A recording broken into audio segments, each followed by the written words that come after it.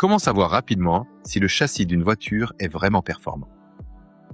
La prochaine fois que vous achetez une voiture, regardez simplement sa suspension. Vous comprendrez déjà beaucoup de choses sur ses qualités. Commençons par les suspensions indépendantes. La première est la suspension McPherson. Simple, économique et très répandue sur l'essieu avant des voitures familiales, elle offre toutefois un soutien latéral plus limité. En conduite dynamique, elle peut donc montrer davantage de roulis et offrir une précision de direction moindre. Ensuite vient le double triangulation. La roue est guidée par deux bras de suspension, ce qui améliore le contrôle de sa trajectoire, le soutien latéral et la précision de la direction. Le roulis est également mieux maîtrisé. C'est pourquoi cette architecture est souvent utilisée sur les voitures sportives. Enfin, nous avons la suspension multibras. Les deux bras du double triangulation sont remplacés par plusieurs biellettes, généralement 3, 4 ou 5. Une configuration à 5 bras permet une grande liberté de conception et peut offrir un excellent compromis entre confort et contrôle des mouvements de la roue. Elle est donc particulièrement fréquente sur l'essieu arrière. Passons maintenant aux suspensions non indépendantes.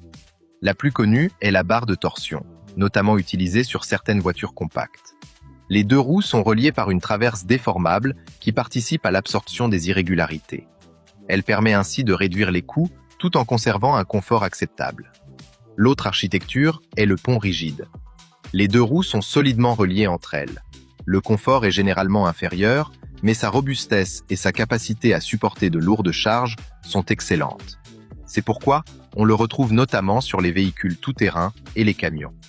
Alors, quel est le meilleur châssis ? Il ne suffit pas de regarder uniquement la suspension.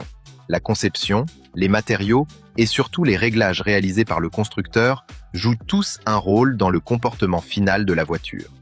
En simplifiant, une combinaison McPherson à l'avant et barre de torsion à l'arrière est généralement plus simple, tandis qu'une configuration double triangulation à l'avant et multibras à l'arrière offre davantage de possibilités en matière de comportement routier.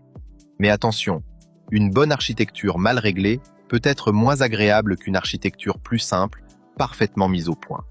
Alors, quel type de suspension équipe votre voiture? Dites-le nous dans les commentaires.